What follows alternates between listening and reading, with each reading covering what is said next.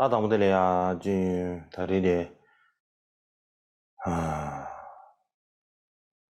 사람기니 신신한 게 오늘을 계획이니 남바다 안 찾은 남바 대신도 안에 Chciałbym 출하라면 bardzo serdecznie powitać wszystkich słuchających nas przez internet, wszystkich lamów, wszystkich tulku, duchowych przyjaciół, całą sangę wyświęconą i wszystkich przyjaciół w darmie na całym świecie. Dzisiaj mamy 13 dzień nauk.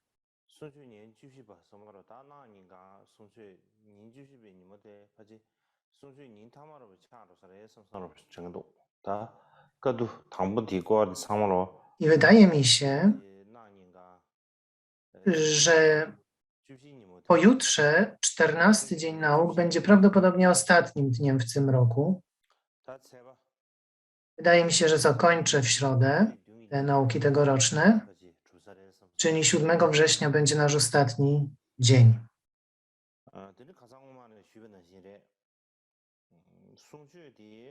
Jak już wcześniej o tym mówiłem,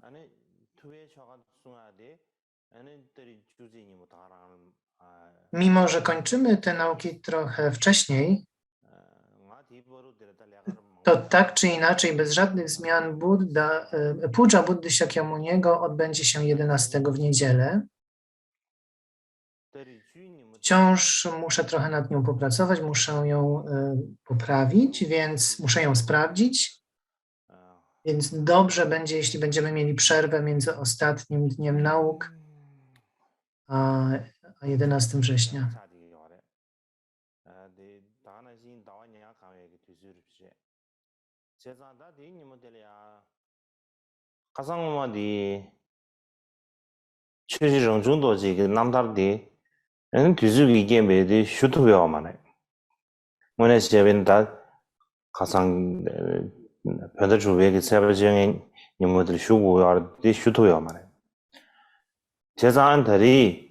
Jakiś czas temu omawiałem życie trzeciego karmapy, ale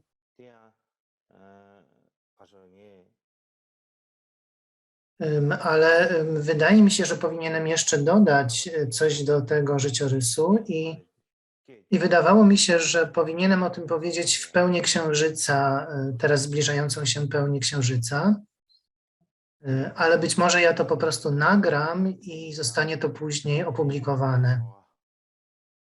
Mam więc dużo rzeczy do przygotowania,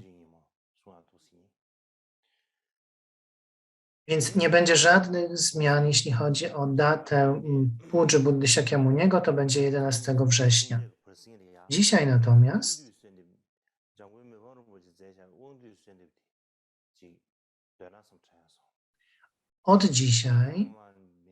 począwszy od dzisiaj, powinniśmy recytować modlitwę Mibhama Rinpoche, o którą prosił mnie Gyaltsab Rinpoche, ponieważ nie mamy zbyt wiele aktywności, żeby sangha się zbierała, więc powinniśmy coś zrobić, żeby wprowadzić jakieś rytuały, jakieś modlitwy. Więc jest taka modlitwa, bardzo potężna modlitwa, która ma wielki potencjał, modlitwa Mibhama Rinpoche. I ta modlitwa będzie recytowana podczas przerwy i proszę wszystkie klasztory żeńskie i męskie, żeby recytowały ją tyle razy, ile zdołają. Jest to taka modlitwa, która magnetyzuje, ściąga ludzi razem do siebie i pomaga szerzyć nauki, szczególnie nauki naszej cennej linii Karmakagi.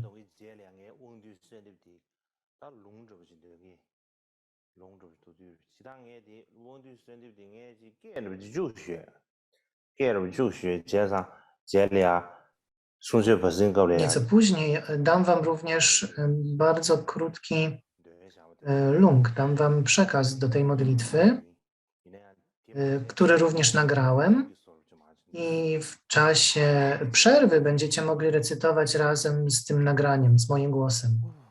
Ale wcześniej dam wam przekaz tej modlitwy.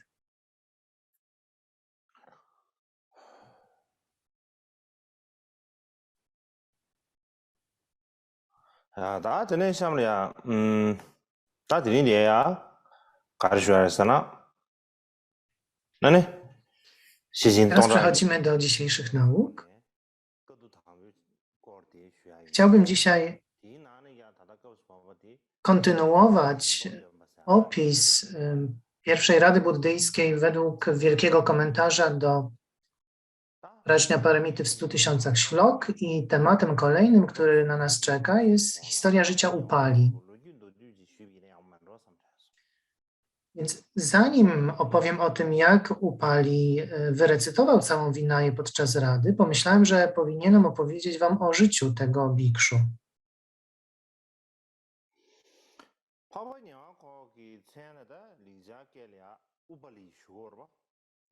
Więc w sanskrycie jego imię to Upali.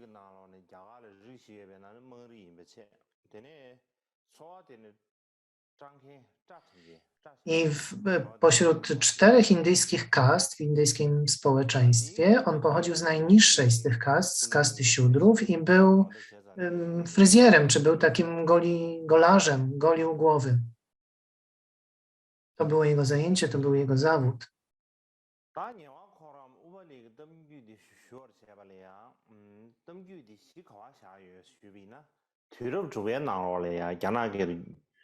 Więc jeśli chodzi o podstawę czy bazę, źródło tej opowieści o Upali, o życiu Upali, to jest taka sutra, która nosi tytuł Abhinishkramana Sutra. Jest ona przetłumaczona na język chiński, została przetłumaczona w VI wieku. Abhinishkramana Sutra. Ma ona 60 części i w 55 części jest mowa właśnie o Upali i jest opisane jego życie, jego życiorys. Jest również opis jego życia z rozdziału na temat rozłamu w tradycji Mula Sarvastivady, w Vinai Mula Sarvastivady. Więc ja sięgnę do tych 2 źródeł. Jak już powiedziałem, Upali był golarzem, fryzjerem, zanim został mnichem i charakteryzowało go to, że był bardzo pilny w swojej pracy, bardzo się skupiał, bardzo potrafił skupić umysł i bardzo dobrze dzięki temu ciął włosy. I w związku z tym wszyscy książęta czy możni z klanu Siakiów on był ich właśnie fryzjerem, golił głowy wszystkich możnych. I w przeszłości również ścinał włosy i golił brodę Buddy. Kiedy Buddha przybył do Kapilavastu, do swojego domu kilka lat po przebudzeniu, matka Upali wzięła go za rękę i zaprowadziła do Buddy. Wówczas Upali ponownie miał okazję, aby ściąć włosy Buddy. Ale dla kogoś takiego jak Upali było to bardzo trudne, ponieważ Buddha był człowiekiem, który był niezwykle poważany, był istotą, która osiągnęła urzeczywistnienie. Wszyscy otaczali go niesłychaną czcią, więc wszyscy składali przed nim pokłony. Natomiast Upali pochodził z najniższej kasty społeczeństwa indyjskiego, z kasty siódrów, i dlatego był niesłychanie zdenerwowany, bardzo był przejęty i nie uważał się godnym tego, żeby ściąć włosy Buddy. Wówczas jego matka, kiedy już ścinał włosy Buddy, matka była przy tym i zapytała Buddę, jak mój syn ścina włosy, czy jest dobry i jakie są jego umiejętności? Buddha odpowiedział, że ma bardzo dobrą technikę. Ale kiedy ścina włosy, to za bardzo się garbi. Więc matka Upali powiedziała do Upali,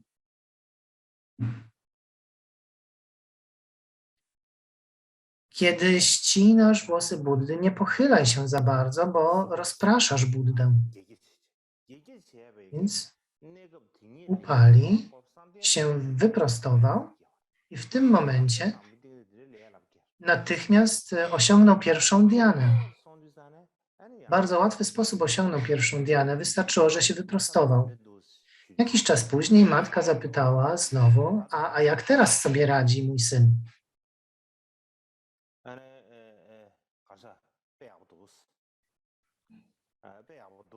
Buddha odpowiedział, bardzo dobrze sobie radzi, jest bardzo, bardzo dobrym fryzjerem, ale teraz z kolei wygina się za bardzo w drugą stronę. Więc matka Upali powiedziała do niego, za bardzo się wychylasz w drugą stronę i dla Buddy jest to trochę niewygodne. Więc Upali natychmiast się wyprostował, skorygował swoją postawę i w tym momencie osiągnął drugą Dhyanę. Jakiś czas później znowu matka zapytała, a jak teraz? Czy Upali dobrze ścina włosy? Buddha odpowiedział, tak, ścina bardzo dobrze, ale trochę za mocno oddycha, wdycha zbyt wiele powietrza. Więc matka Upali natychmiast go skarciła i powiedziała mu, że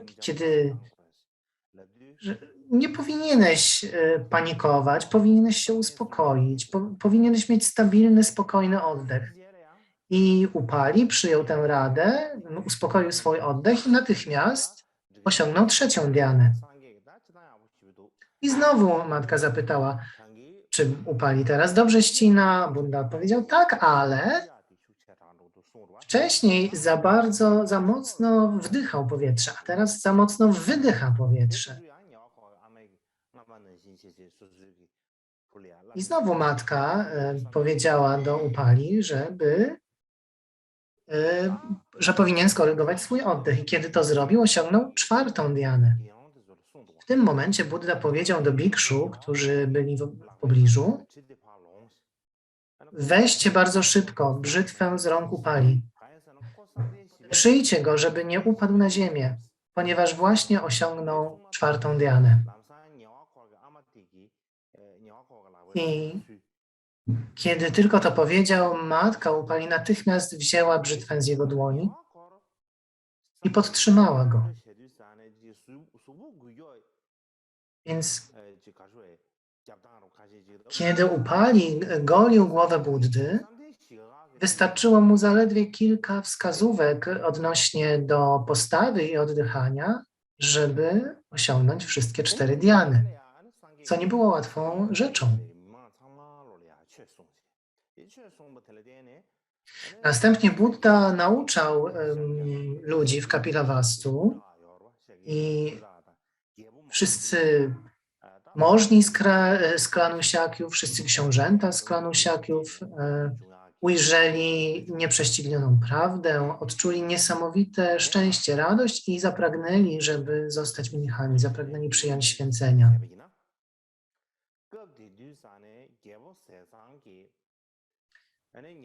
I ja to opowiadam według Vinaya Mula Sarvastivady, według tybetańskiego przekładu.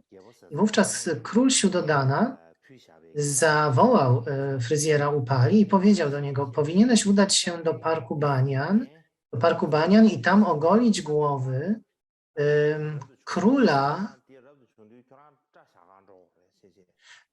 Powinieneś ogolić głowy króla Siakiów Badraki oraz 500 możnych, którzy przyjmą święcenia. Kiedyś królem był Suddhodana w Kapilavastu, ale kiedy on zobaczył prawdę w obecności Buddy, zrzekł się królestwa i oddał go swojemu bratu Shukrodanie. Ale potem Shukrodana przejrzał i również ujrzał prawdę Dharmy i oddał władzę swojemu bratu Dronodanie. Ten również był obecny i ten również przyjął nauki Buddy i oddał władzę Amritodanie, który również zdecydował, że nie chce być królem i postanowił i wszyscy w ogóle się zgodzili, żeby żeby oddać władzę Badrace, który był synem Siukrodany, więc Badraka został królem Siakiów. Ale później król Badraka również postanowił zostać mnichem. Więc upali,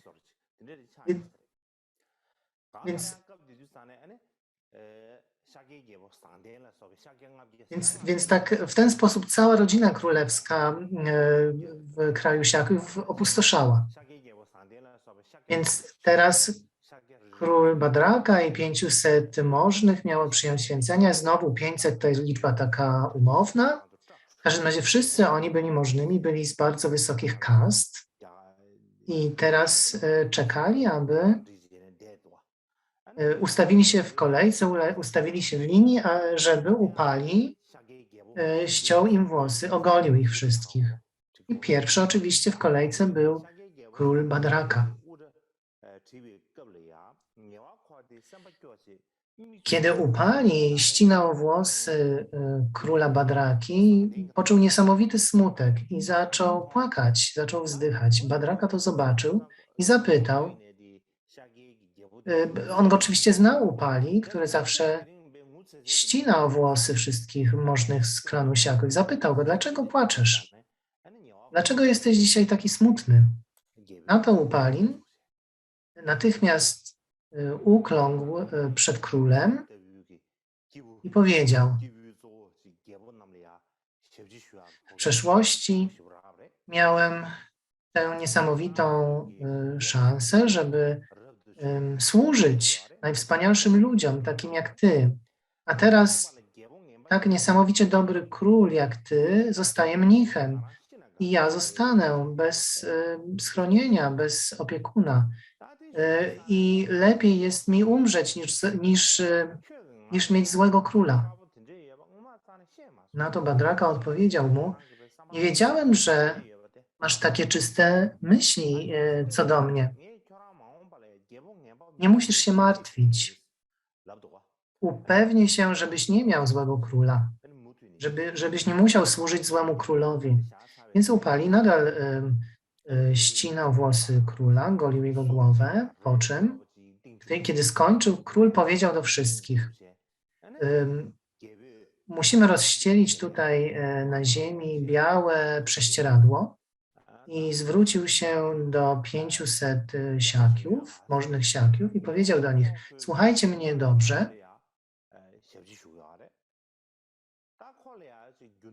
Upali zawsze bardzo dobrze nam służył, ale nie ma żadnego majątku, nie ma nic, jest biedny.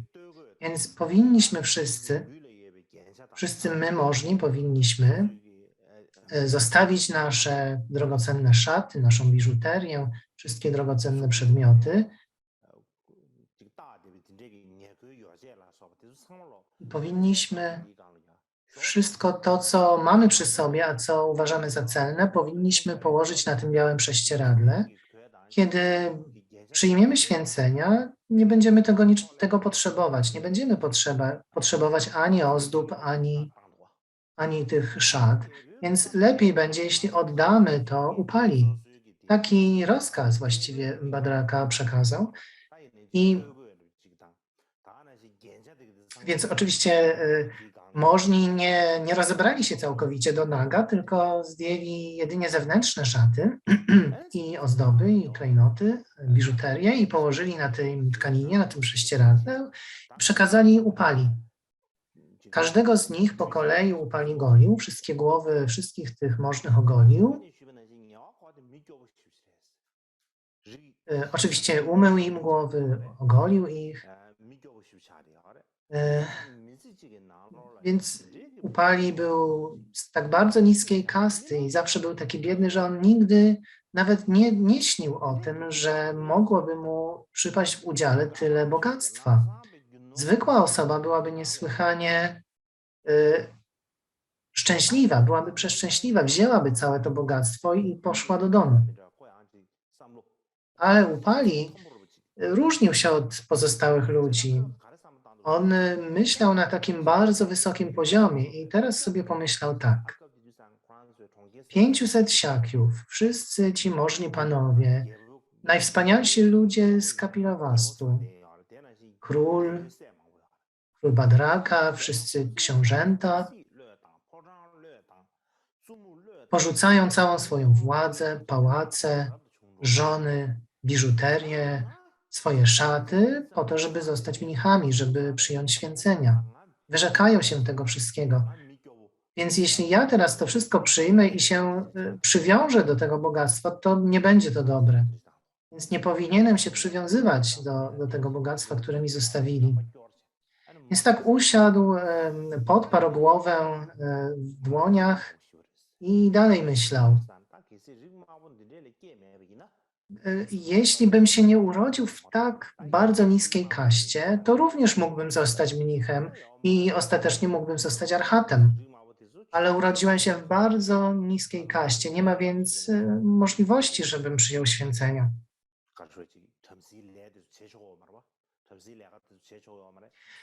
Jak mówiłem w zeszłym roku, w indyjskim społeczeństwie ludzie z niskich kast nie mieli prawa praktykować duchowej ścieżki, więc Upali właśnie dlatego w ten sposób myślał. Więc tak sobie siedział, był bardzo smutny i tak jak Buddha zawsze spogląda na sytuację wszystkich istot trzykrotnie w ciągu nocy i trzykrotnie w ciągu dnia, zawsze sprawdza, co istoty czują, co myślą. Dzieje się to 3 razy w ciągu nocy, dzieje się to 3 razy w ciągu dnia i podobnie robią archaci. Również archaci są w stanie wejrzeć w umysły istot, zobaczyć ich radości i smutki. My, jako zwykli ludzie, nie możemy tego zobaczyć. Możemy sobie siedzieć w domu, ale jeśli nasi przyjaciele są w jakimś innym miejscu, to zastanawiamy się, co robią, czy są szczęśliwi, ale możemy tylko się zastanawiać. Nie możemy zobaczyć, co tak naprawdę dzieje się w ich umysłach. Natomiast archaci mają oko jasnowidzenia i mogą zobaczyć, co się dzieje. Mogą to tak zobaczyć, jak my widzimy wszystko naszymi oczami. Oni mogą zobaczyć również, co się dzieje w umysłach. Więc czcigodny Shariputra zobaczył, że Upali jest bardzo smutny, że przeżywa jakieś rozterki. Podszedł do niego i zapytał, dlaczego tak siedzisz, dlaczego się martwisz, ukrywasz twarz w dłoniach. Natomiast Upali odpowiedział, no nie mam wyjścia, muszę się martwić, ponieważ dzisiaj król Bhadraka i 500 siakiów oddali całą swoją władzę, pałace, żony, niesamowite bogactwo, żeby przyjąć święcenia. A ja zostałem tutaj i teraz się przywiążę do tego bogactwa i zgromadzę karmę, przez którą odrodzę się w niższych światach. I gdybym ja pochodził z wyższej kasty, to też mógłbym zostać mnichem, ale pochodzę z bardzo niskiej kasty. Nie ma dla mnie żadnej szansy, nic nie mogę zrobić. Nie mogę zostać mnichem i nie mogę zostać arhatem. I więc nie ma dla mnie żadnego ratunku. Na to Shariputra odparł, według darmy Buddy. Według darmy Buddy nie rozróżniamy na kasty. Nie mamy żadnych podejrzeń wobec ciebie, bo ty jesteś z niższej kasty. Nieważne jest wykształcenie, czy kasta, czy klan. Jeśli tylko masz pragnienie, żeby przyjąć święcenia, to chodź ze mną i jestem pewny, że Buddha przyjmie cię do sangi. Upali był przeszczęśliwy. Zostawił te wszystkie szaty, te wszystkie klejnoty, tak jak leżały na tym prześcieradle.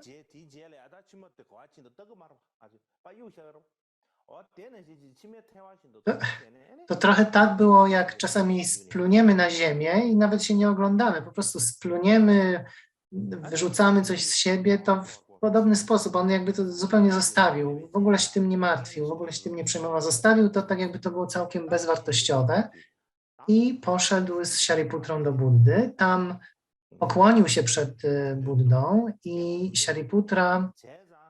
Shariputra również pokłonił się przed Buddą i prosił go, Upali chciałby zostać bikszu, więc proszę spojrzyj na niego ze współczuciem i wyświęć go. Taką prośbę wyraził Shariputra, a Buddha odpowiedział natychmiast, podejdź tutaj.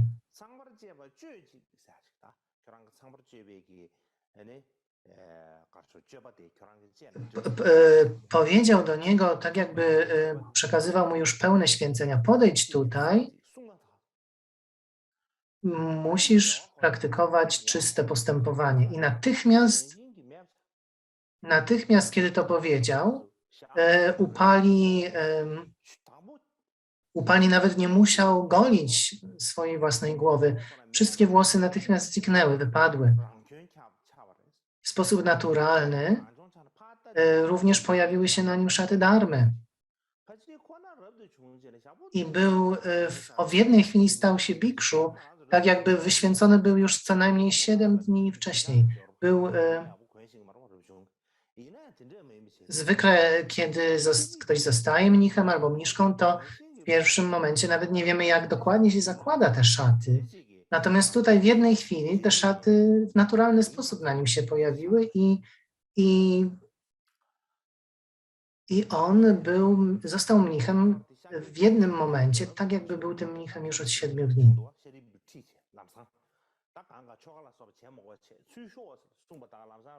I teraz, także w sumie Upali został mnichem jeszcze zanim zostali wyświęceni Siakiowy i król Badraka, więc pozostali, król Badraka i możni Siakiów, musieli przejść przez cały rytuał. I kiedy zostali wyświęceni, przeszli przez cały rytuał wyświęcenia, udali się do Buddy, złożyli pokłony Buddzie i według Vinai musieli również złożyć pokłony przed mnichami zgodnie z ich starszeństwem. I Badraka zobaczył, że stoi tam Upali jako mnich i musiał się przed nim pokłonić, ale zanim to zrobił, ponieważ go poznał go po stopach. Najpierw zobaczył jego stopy, nawet nie spojrzał na jego twarz.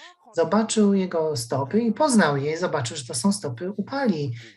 Spoglądał wtedy w górę i zobaczył jego twarz i poznał, tak, to jest Upali. Więc stanął przed nim i zapytał Buddy, ale przecież to jest Upali, to jest mój służący. Czy ja naprawdę muszę przed nim złożyć pokłon?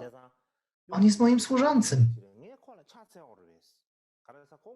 Więc ponieważ ludzie z kasty Siudrów byli służącymi, a król Badraka był jego władcą. Na to Buddha odpowiedział, kiedy przyjmujesz święcenia, aby porzucić dumę, aby zniszczyć swoją dumę. A Upali został wyświęcony przed tobą, więc ty i pozostali musicie złożyć mu pokłon. W tym momencie, dzięki słowom Buddy, duma Badraki natychmiast została rozwiana i zrobił tak, jak Buddha mu powiedział. Porzucił dumę i złożył pokłony przed Upali. W tym momencie ziemia zatrzęsła się 6 razy. 6 lub 7 razy. 7 razy zatrzęsła się ziemia.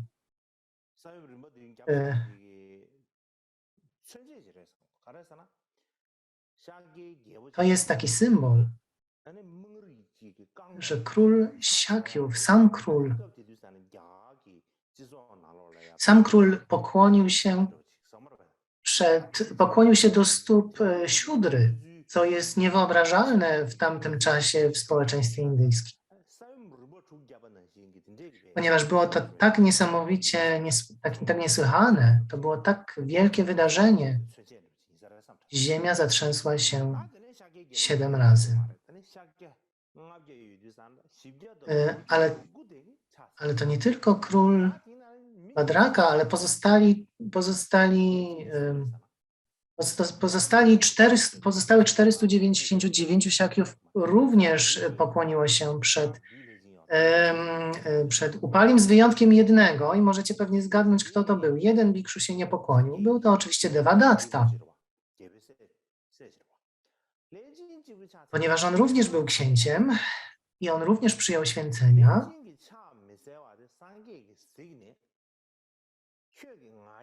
I Buddha zobaczył, że Devadatta nie chce pokłonić się przed Upalim. Powiedział mu, ty również musisz porzucić swoją dumę i musisz pokłonić się przed Upalim. Na to Devadatta zapytał, ale po co? Jaką to korzyść przyniesie? Jakie to ma znaczenie, czy ja się przed nim pokłonię? Czy to w czymś pomoże, czy to w czymś zaszkodzi? Nie pokłonię się przed nim.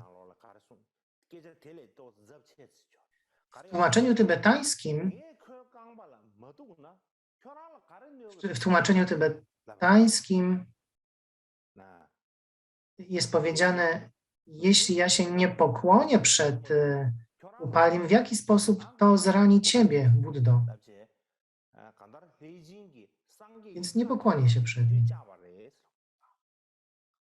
Tak powiedział Devadatta i jest to pierwszy raz, kiedy Devadatta wystąpił przeciwko Buddzie.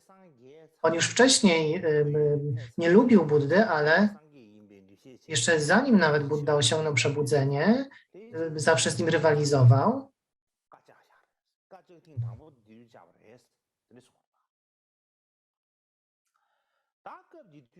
Ale tutaj po raz pierwszy Devadatta wystąpił sprzeciwił się decyzji Buddy. Sprzeciwił się poleceniu Buddy. Pozostali bikszu, którzy tam byli, wszyscy zastanawiali się, dlaczego ziemia się zatrzęsła, kiedy król Badraka skłonił się przed Upalim. Zapytali Buddy, jakie są tego powody. Budda stwierdził, na to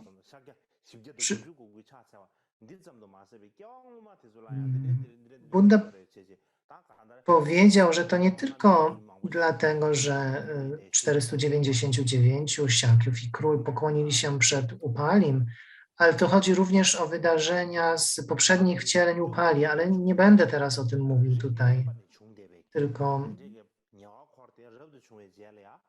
chodzi generalnie o to, że Upali pochodził z bardzo niskiej kasty, z bardzo biednego domu. I kiedy Upali przyjął święcenia, bardzo szczegółowo, bardzo pieczołowicie przestrzegał zasad Vinai. Nigdy nie zrobił ani jednego wykroczenia nie miał. I zawsze, kiedy pozostali bikszu mieli jakieś problemy, jakieś wątpliwości, to pytali właśnie Upali o zasady Vinai, ponieważ on znał wszystkie.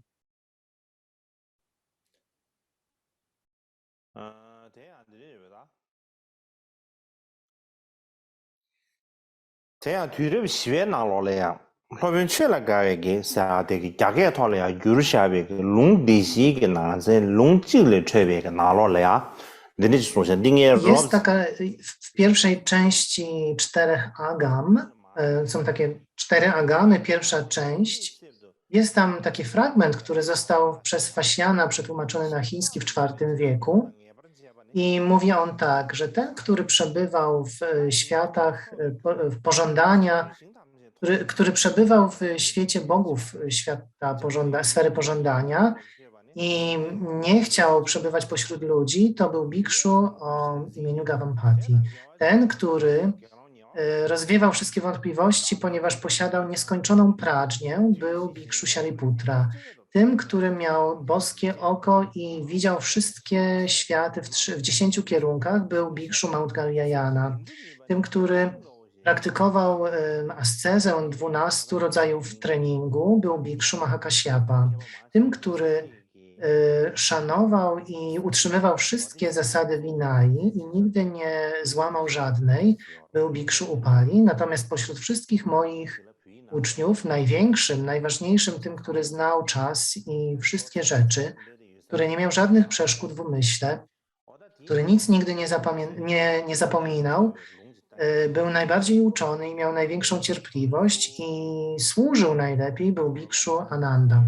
Tak powiedział Buddha i to jest powiedziane w 4 agamach.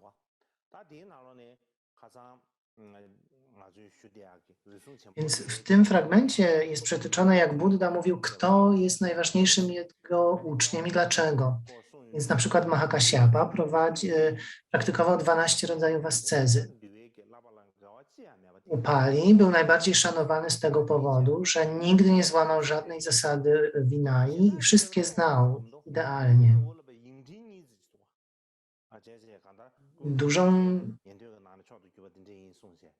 Więc największym z moich uczniów był Ananda, tak powiedział Buddha, i wszystkim tym uczniom przypisał pewne właściwości i w czym każdy z tych uczniów był najlepszy.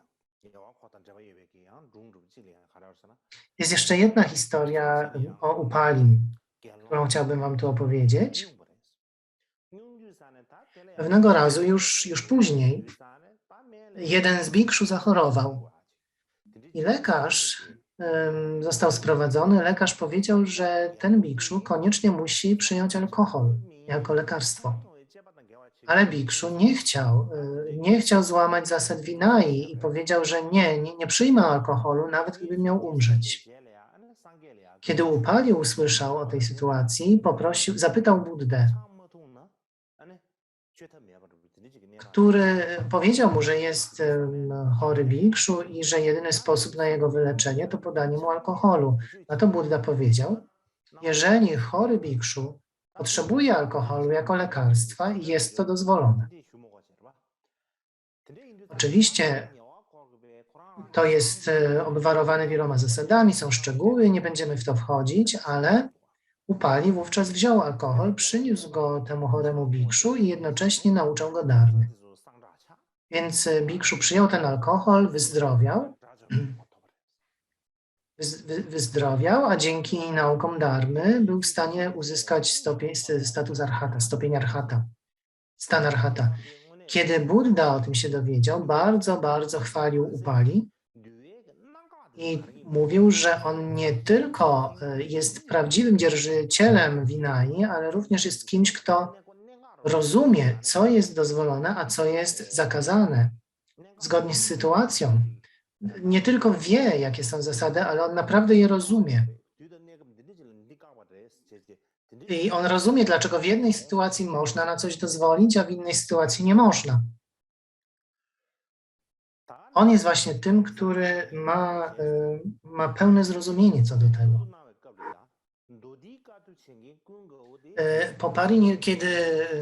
Po parinirwanie Buddy, kiedy Mahakasyapa i pozostali bikszu mieli pierwszą radę i pojawiły się te różne problemy wokół Anandy i pytanie, czy go zaprosić do rady, czy nie, to nigdy, nawet w jednym momencie nie było żadnych wątpliwości, że należy zaprosić Upali i że to on powinien wyrecytować całą Vinaję. Co do Anandy mieli wątpliwości, co do Upali nikt, nawet jedna osoba nie miała wątpliwości. Więc Sangha go zaprosiła i według życzeń Sangi Upali usiadł na tronie i opisywał szczegółowo miejsce, czas i osoby, przyczyny i tak dalej, które stały u podstaw ustanowienia przez Buddę wszystkich zasad i nie tylko to, ale również wyrecytował wszystkie te zasady Vinai z pamięci.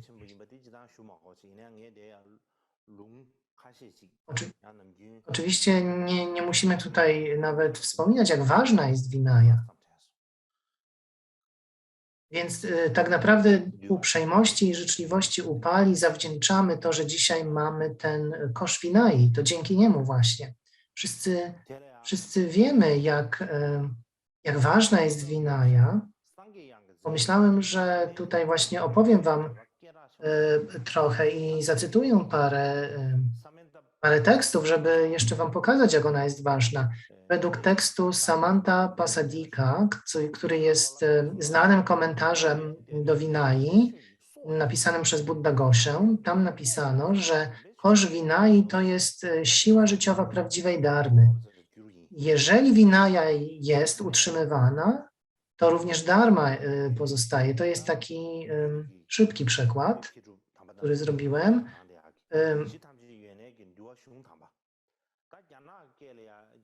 Natomiast po tybetańsku jest Uttara Granta, najważniejsza czy najwyższa relacja Mula Sarvastivady. To jest taki tekst i ten tekst jest również w przekładzie chińskim, w tekście Rytuały 101 działań i tam powiedziano, Upali zapytał, czcigodny, skąd możemy wiedzieć, że prawdziwa dharma nadal trwa, skąd będziemy wiedzieć, że znikła. Buddha odpowiedział, dharma będzie obecna, że dopóki są wykonywane skrupulatnie działania Vinai, dopóty będzie trwać dharma, prawdziwa dharma. Jeśli przestaniemy wykonywać rytualne działania Vinai pieczołowicie, również wtedy zginie prawdziwa dharma. Także dopóki są ludzie, którzy prawidłowo praktykują i prawidłowo utrzymują zasady Vinai, dharma będzie trwała.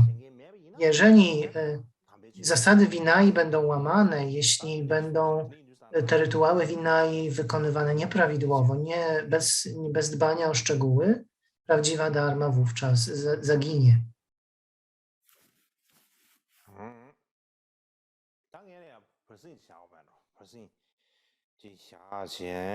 I teraz zrobimy przerwę. Będzie przerwa przed kolejną częścią nauk, ale najpierw, tak jak powiedziałem,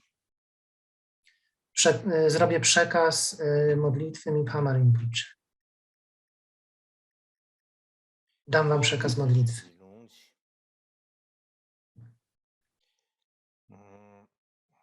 Modlitwa się nazywa moc aspiracji przyciągania.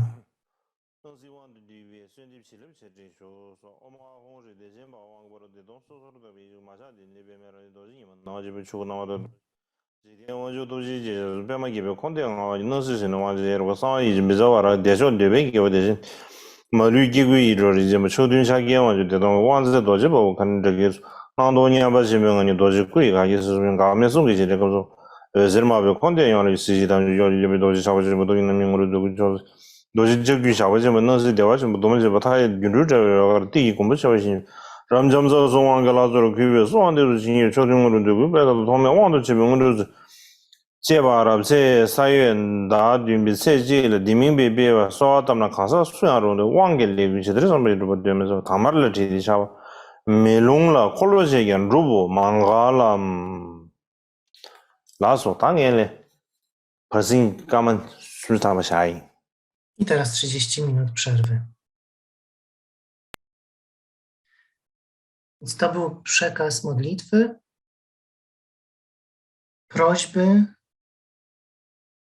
prośby o przyciąganie. Taki jest tytuł.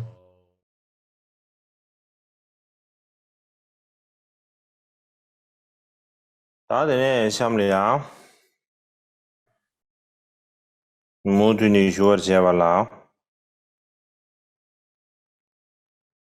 Więc teraz kontynuujemy nasze nauki.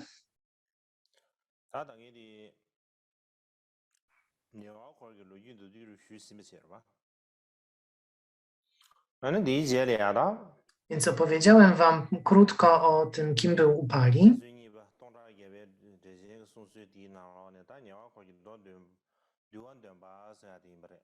Teraz przejdziemy do tego, jak Upali wyrecytował Vinaję podczas Rady, tak jak to zostało opisane w wielkim komentarzu do Prajnaparamity 100 000 ślok. Więc kiedy arhaci się zebrali, zaczęli dyskutować, kto jest najbardziej uczony w Vinai, kto będzie najlepszy do tego, żeby ją wyrecytować i zebrać. I wszyscy zgodzili się, że najlepszy będzie Upali. Ze wszystkich 500 arhatów jest najbardziej uczonym w Vinai. Wszyscy się do tego zgodzili i powiedzieli, że powinniśmy go o to poprosić. Więc zaproszono Upali, natychmiast go zaproszono i poprosili go, proszę Upali, prosimy cię, usiądź na lwim tronie i prosimy, powiedz nam, gdzie Buddha po raz pierwszy ustanowił reguły Vinai.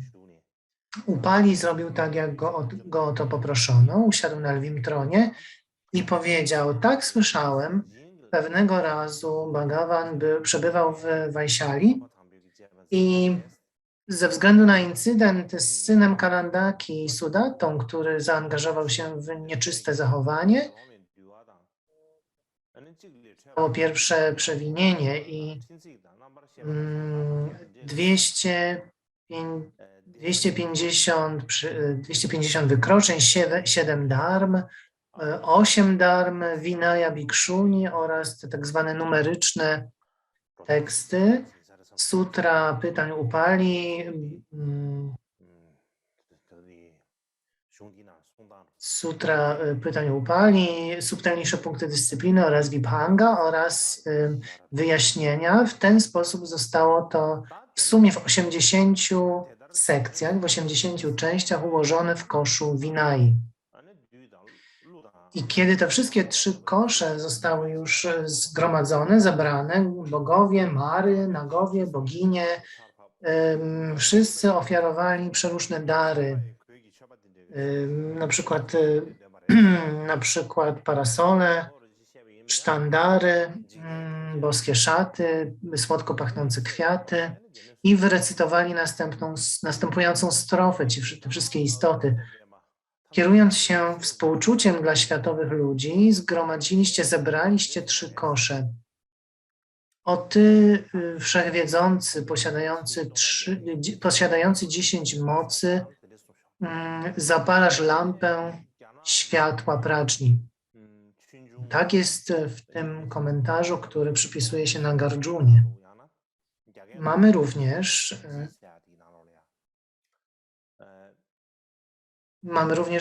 chińskie opowieści, opowieści o nauczycielu i guru, tak się nazywa chiński tekst, i tam również jest cytat z Vinai Mahasangiki, w którym powiedziano, że po parinirwanie Buddy mnisi zebrali się, żeby zebrać 3 kosze w jaskini, która nazywała się Pippali Guha. Ananda wyrecytował sutry, Mahakasyapa wyrecytował traktaty to znaczy Abhidharmę, a Upali wyrecytował Vinaję. Tak mówi tradycja Sthaviravady.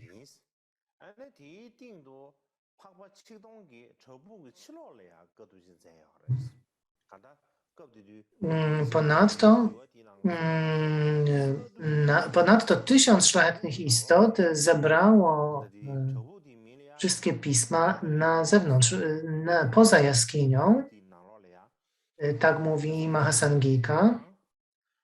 Jeszcze raz, ta jaskinia nazywała się Pippali Guha. I według tutaj tego tekstu, kolejny 1000 szlachetnych istot był poza jaskinią i oni też zebrali dodatkowo te teksty. Tak czy inaczej, Vinaya w obydwu szkołach nazywa to Vinają Sangi. Jest to podstawowa Vinaya. Podstawowa Vinaya wszystkich 18 buddyjskich szkół. W tym samym tekście, czyli opowieści o nauczycielu i guru, jest kolejny cytat. Cytat pochodzi z sutry z ręcznych metod Buddy w odpłacaniu za życzliwość. Tam w tybetańskim tłumaczeniu, które wydaje się być niekompletne, więc tybetański przekład został stworzony bardzo dawno, ale wydaje się on niekompletny.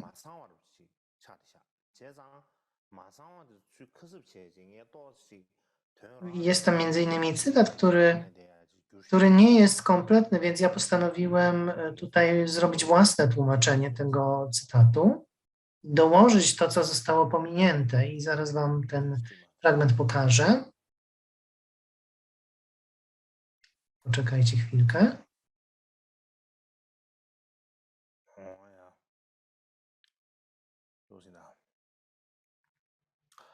Więc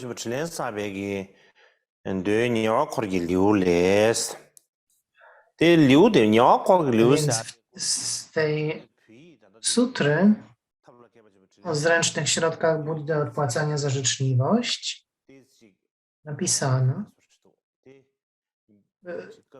nazywa się ją różnie w tłumaczeniu tybetańskim, tradycji tybetańskiej.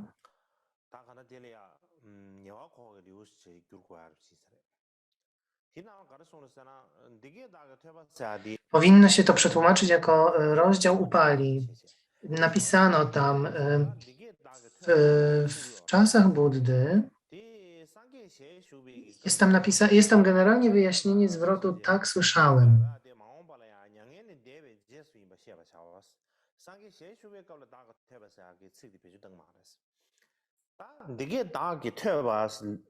Więc to tak słyszałem, te słowa pojawiły się po parinirwanie Buddy i kiedy tych słów się używa, to oznacza to, że to zostało wypowiedziane po parinirwanie Buddy.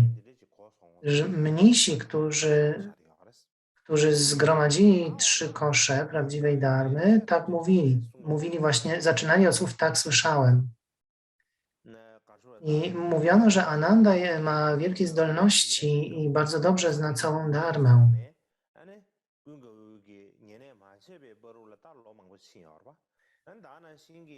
Ale po tym, kiedy Buddha osiągnął przebudzenie, ale zanim Ananda został jego uczniem i asystentem, było wiele nauk, których Ananda nie usłyszał osobiście. Więc pytanie, dlaczego Ananda jak może Ananda mówić tak słyszałem, skoro nie słyszał tych nauk osobiście? I w tym tekście jest odpowiedź na to.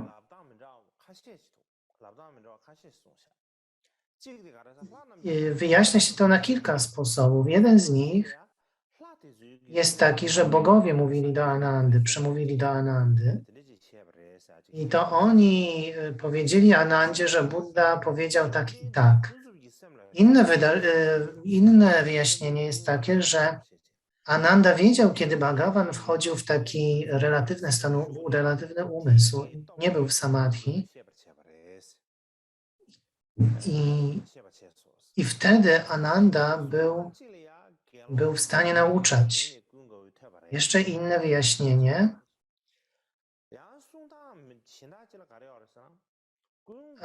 To jest to, o czym już mówiliśmy, że Ananda usłyszał nauki od innych bikszu.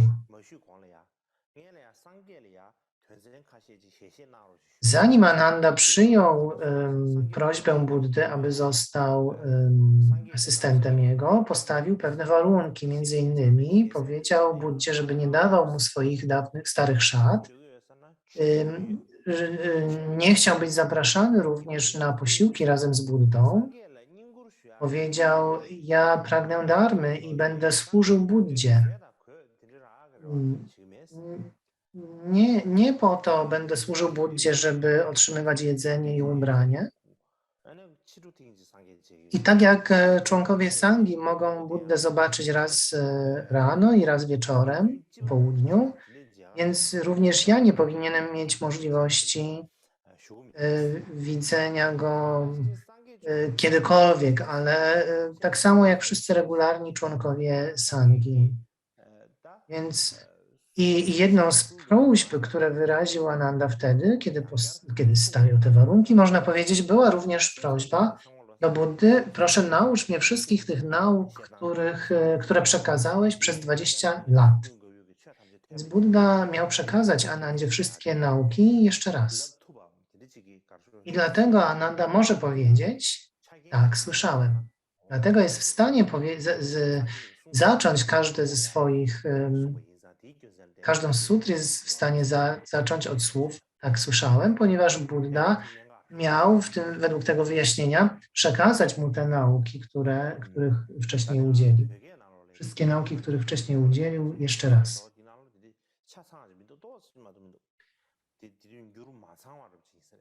Więc to jest taki połatany cytat. On jest niekompletny w tym przekładzie tybetańskim. Ja tutaj trochę dołożyłem. Tak czy inaczej, to wszystko, co do tej pory mówiliśmy, to jest opis pierwszej Rady Buddyjskiej z 2 punktów widzenia. Pierwszy jest z Vinai w 4 częściach, a drugi z wielkiego komentarza do Prajna Paramity. Ale są jeszcze przeróżne inne relacje. W kanonie buddyjskim są relacje i są między nimi drobne różnice, Ale myślę, że te, o których ja tutaj powiedziałem, które ja przytoczyłem, są najbardziej znane. Te z Vinay w 4 częściach i z Wielkiego Komentarza do Prajna Paramity. I dlatego, ponieważ one są najlepiej znane, najbardziej znane, dlatego te właśnie wybrałem, żeby oprzeć się na nich, omawiając tę pierwszą radę. Natomiast teraz chciałbym jeszcze powiedzieć o tym, co nieco powiedzieć na temat tego, jak współcześni badacze widzą tę pierwszą radę i jak ją opisują.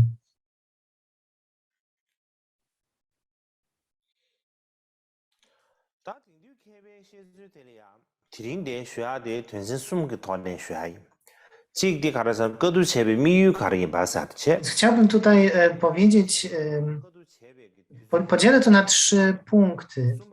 Po pierwsze cel Rady, po drugie miejsce i czas Rady i po trzecie kto brał udział w tej Radzie. To z punktu widzenia współczesnych badaczy. A więc po pierwsze, jaki był cel Rady? I są 3 różne stanowiska odnośnie do tego, co było celem zwołania Rady. Pierwsze, kiedy Buddha odszedł w parinirwanę, niektórzy ludzie bardzo się z tego cieszyli. I dlatego Mahakasyapa postanowił zebrać wszystkie nauki, aby nauki dharmy mogły pozostać żywe i żeby nie zaginęły. I japoński badacz Umada Gyokei wyznaje ten punkt widzenia i on uważa, że kiedy Buddha odszedł w parinirwanę, więc kiedy on przeglądał teksty, kiedy Buddha miał już odejść w parinirwanę, Mahakasyapa i 500 bikshów podróżowali, byli w drodze z Pawy do Kushinagaru.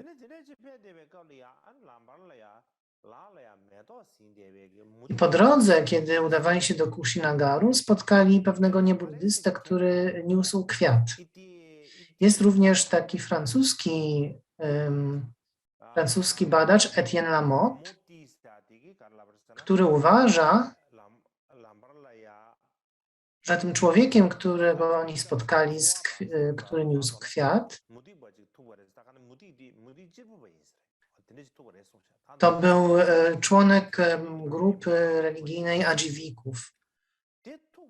Tak czy inaczej, był to jakiś niebuddysta, nie był członkiem Sanghi. Spotkali go po drodze i kiedy go spotkali, od niego dowiedzieli się, że Buddha już odszedł w parinirwanę i że stało się to 7 dni wcześniej. Kiedy o tym usłyszeli, pewni ludzie, pewni bikshów w sandze, ci, którzy już byli wolni od wątpliwości i pożądania, oni po prostu kontemplowali to jako nietrwałość. Natomiast ci, którzy nie byli jeszcze wolni od pożądania, oni odczuwali bardzo wielki żal, bardzo płakali, zawodzili. I Mahakasyapa chciał ich pocieszyć i mówił im o tym, że wszystkie złożone zjawiska są nietrwałe i że na koniec wszystko, co się zgromadziło, musi się rozpaść.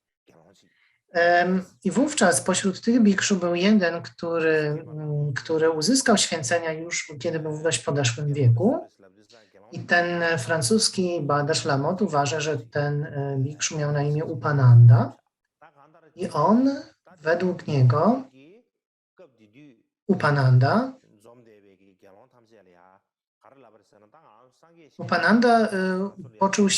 poczuł radość, kiedy usłyszał o parinirwanie Buddy i powiedział wszystkim, kiedy Buddha żył, dyscyplina Vinaya była niesłychanie surowa, nie mieliśmy w ogóle wolności, a teraz od dzisiaj możemy robić, co nam się podoba.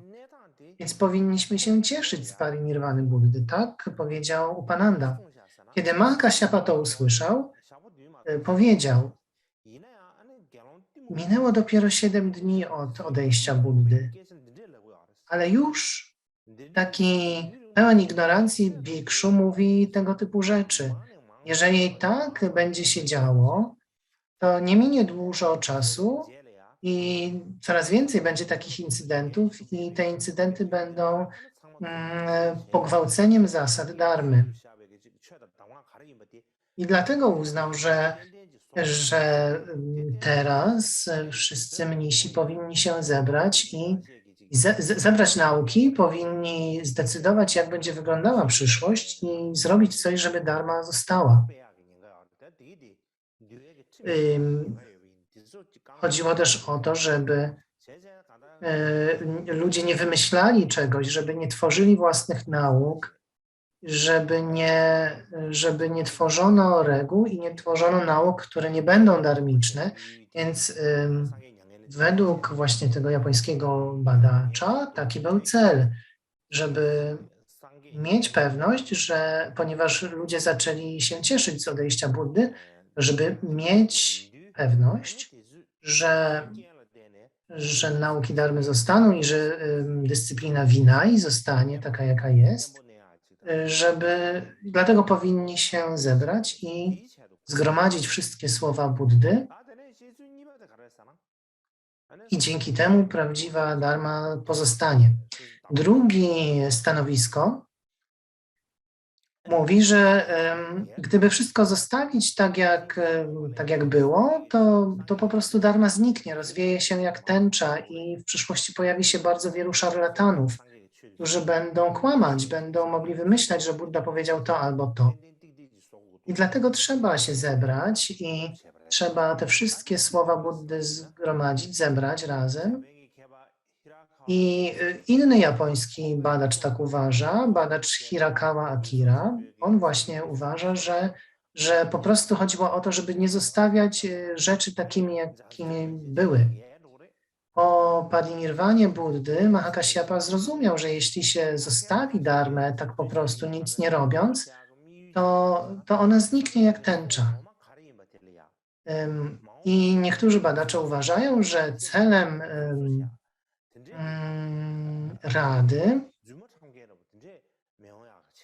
Rady było przytoczenie wszystkich słów Buddy takimi, jakimi je wypowiedział, żeby nie zostały przeinaczone, żeby ludzie nie mogli własnych wyjaśnień tworzyć. Trzecie stanowisko mówi, że celem zwołania Rady, ponieważ, no właśnie, znowu byli ludzie, którzy mówili, którzy mówili z takim brakiem szacunku Buddzie, powiedzieli, że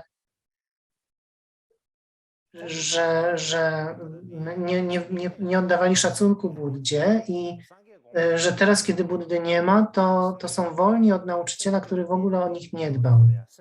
I był taki indyjski badacz S.L. Goyal, który uważa, że ten bikszu Upananda to właśnie w ten sposób pocieszał bikszu. Mówił do nich, że teraz jesteśmy wolni od nauczyciela, który w ogóle o nas nie dbał. On w ogóle o nas nie myślał. On był zbyt ostry, zbyt surowy wobec nas i tak naprawdę nie zależało mu na nas. I kiedy Mahakasyapa usłyszał to wszystko, był zdumiony tymi słowami i uznał, że należy zebrać nauki Buddy, aby chronić czystość prawdziwej dharmy w przyszłości. I dlatego Mahakasyapa postanowił zwołać Radę.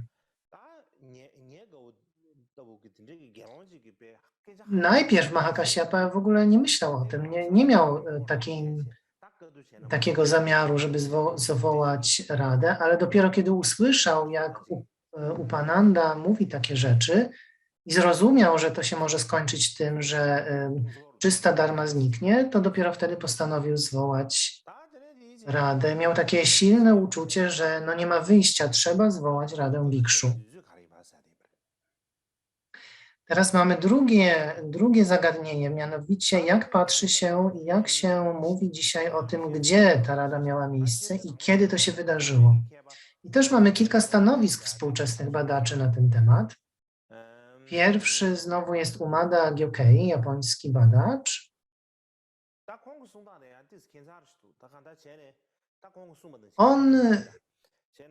On to w taki trochę dziwny sposób opisuje. On mówi, że najpierw odszedł Buddha, po nim Shariputra i Maudgalyayana również odeszli w nirwanę Wówczas Mahakasyapa udał się do miejsca parinirwany Buddy i skremował jego ciało, po czym zasugerował, że Sangha powinna udać się do Rajagryhy i odbyć tam radę, żeby zebrać słowa Buddy. I wszyscy się na to zgodzili i się tam udali. Udali się do Rajagryhy. Jest też taki angielski badacz, A.K. Warder, który mówi, dlaczego Rajagryha została wybrana. Otóż według niego, ponieważ było to wielkie miasto,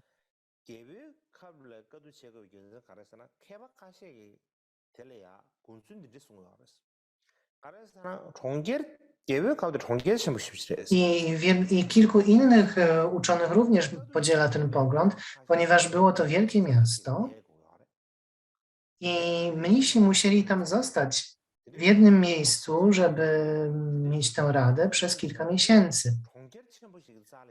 I jeśli trzeba zebrać tylu ludzi w jednym miejscu na tak długi czas, no to łatwiej będzie to zrobić gdzieś przy dużym mieście.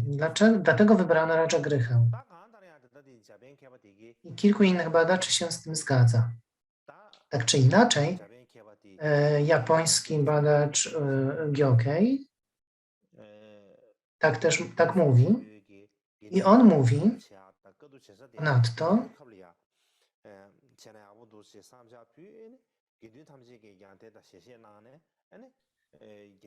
że Mahakasyapa zasugerował Sandze, że właśnie w Rajagryha będzie najlepiej odbyć tę radę.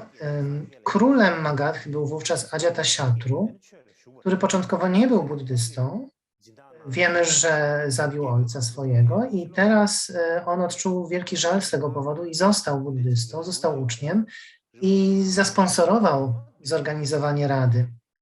I na przedmieściach Rajagryhy jest taka jaskinia Saptaparna, czyli jaskinia 7 liści, na górze Vaibhara i tam mnisi wybudowali miejsce, klasztor, w którym mogli się zgromadzić i rozpoczęli, zrobili to latem po odejściu Buddy, w czasie monsunu i zaczęli radę drugiego dnia, drugiego miesiąca monsunu. Więc prawdopodobnie był to jakiś czerwiec, on nawet mówi dokładniej 17 czerwca według naszego kalendarza. Więc to jest pierwsze stanowisko, jeśli chodzi o lokalizację i czas. Drugie stanowisko jest taki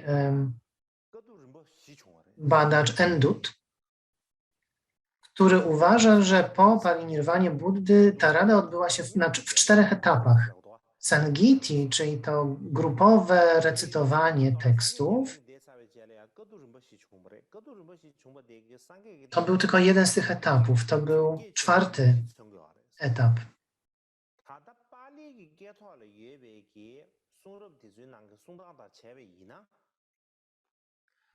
Według relacji, które mamy w literaturze palijskiej, pierwsza rada odbyła się po odejściu Buddy w parinirwanę. Miejscem była Rajagryha pod patronatem króla Ajatasatru i było to w czasie pory deszczowej. Według tych relacji były to 3 miesiące po parinirwanie. Więc Buddha odszedł w 2. miesiącu roku. Całość rady rozpoczęła się w 4. miesiącu. Natomiast recytacja, czyli ten ostatni etap, rozpoczął się w 5. miesiącu. Czyli ta właściwa rada to był 5. miesiąc roku, 3 miesiące po odejściu Buddy. W 11 sekcji Kantaki, to jest Vinaya Theravady, jest to bardzo jasno powiedziane właśnie w ten sposób. Tam jest historia, tam są opisane różne historie i między innymi jedną z tych historii jest właśnie historia pierwszej rady. Również chińscy pielgrzymi, którzy, na przykład Fasian, którzy pisali swoje relacje z pielgrzymek,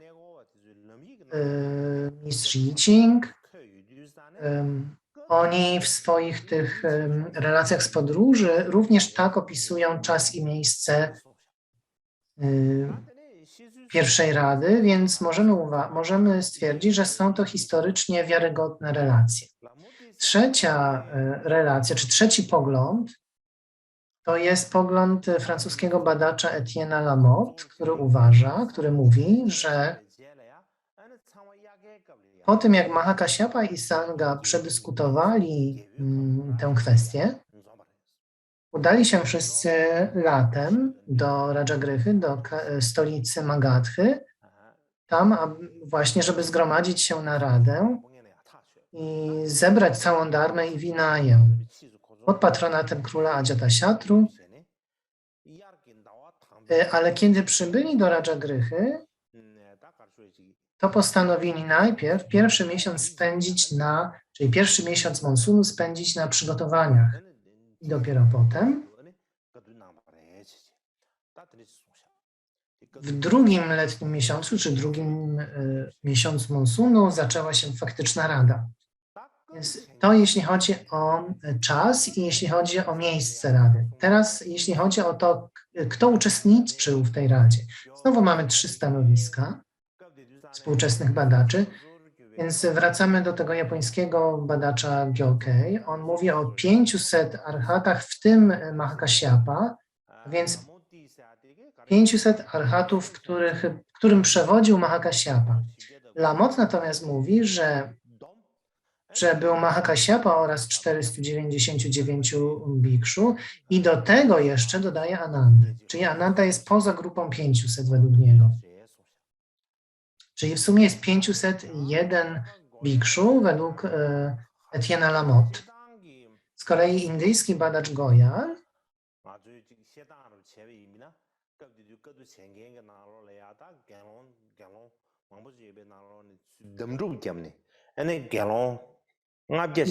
on mówi, że według relacji, które są na temat Rady, wybrano 500 bikszu,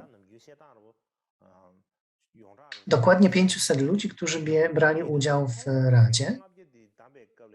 I on uważa, że to jest najbardziej rozpowszechniona relacja i wśród tych 500 nie było Anandy. Początkowo nie było Anandy, ale niektórzy bikszu zasugerowali, że Ananda, chociaż nie jest arhatem, to przecież słyszał tak dużo dharmy od Buddy i ma wielką pewność co do dharmy i co do Vinay, więc absolutnie musi być włączony w te obrady. Dlatego ostatecznie Mahakasyapa zaakceptował to, musiał zaakceptować i pozwolił Anandzie na udział w Radzie. Jest jeszcze jedno wyjaśnienie, które mówi, że zanim Ananda wziął udział w recytacji nauk, osiągnął stan arhata. Niektóre sutry natomiast, czyli jest mowa o tym, że Ananda osiągnął stan arhata przed recytacją dharmy. Niektóre sutry mówią o tych przeróżnych trudnościach, jakie miał.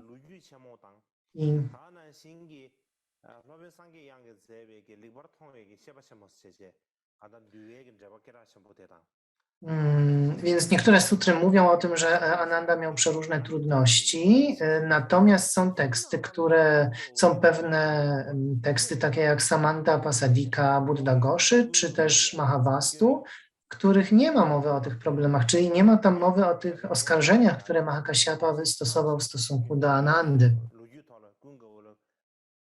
Więc ten uczony, Goyal, ma pewne wątpliwości co do tych oskarżeń. Czy on rzeczywiście został oskarżony o te błędy, czy nie? Czy należy brać pod uwagę listę tych, czy to rzeczywiście miało miejsce? No i to zasadniczo tyle, co miałem do powiedzenia dzisiaj. Tak jak powiedziałem wcześniej, jutro mamy wolne, a pojutrze, czyli w środę, będzie 14 dzień nauk i wydaje mi się, że uda mi się skończyć w środę. Potem przez kilka dni będziemy mieli wolne, nie będzie żadnych nauk. Natomiast 11 września odbędzie się Puja Buddhy Shakyamuniego. Tak wygląda w tej chwili nasz plan.